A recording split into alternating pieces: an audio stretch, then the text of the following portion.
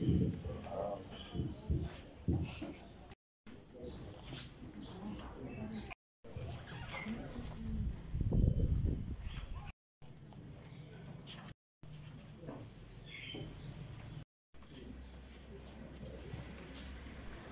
suis Aruna Dao, président de la coordination des mouvements et groupes de soutien du RHDP dans le Benelux. Par ailleurs, j'accompagne aujourd'hui la plateforme Le Regard des consommateurs, le REC, que nous ont sollicité et que Monsieur le Premier ministre afin de pouvoir apporter son concours aux populations d'Amobo qui sont pour la plupart durement frappées par la crise sanitaire que nous vivons aujourd'hui à travers le Covid-19. Et évidemment, nous ne sommes pas surpris parce que Monsieur le Premier ministre a répondu favorablement à cette demande et nous a envoyé ce matin venir répondre à cette sollicitation des populations d'Amobo à travers les remises de kits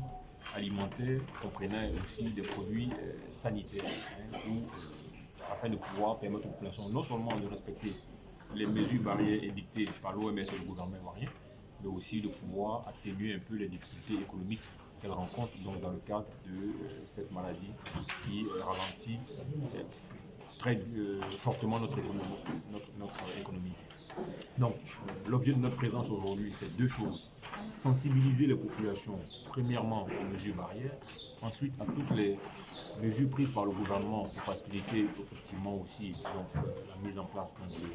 des dispositions sanitaires qui sont pour le gouvernement. Nous avons vu que notamment il y a un certain nombre de jeunes qui ne respectent pas le couvre-feu. Donc nous avons passé ce message aux parents afin qu'ils le relaient à leurs enfants pour respecter ces mesures du gouvernement. Parce que ce ne sont pas des mesures qui sont prises contre la population, mais ce sont des mesures qui sont prises pour protéger la population. Ensuite, leur demander de respecter scrupuleusement les mesures barrières, donc lavage des mains, le port du masque obligatoire maintenant dans la zone d'accident depuis le dernier Conseil national de sécurité, respect des distances sociales, et toutes ces mesures-là vont concourir à freiner la maladie. Parce que Monsieur le Premier ministre tient à ce que la population ivoirienne soit en bonne santé pour profiter de tous les grands projets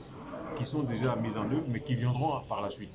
Donc vraiment, aujourd'hui, nous ne sommes pas une tribune politique, nous sommes là dans le cadre d'un échange, mais surtout dans le cadre de la solidarité que Monsieur le Premier ministre voudrait manifester vis-à-vis des populations face aux difficultés qu'on rencontre par rapport à cette crise sanitaire.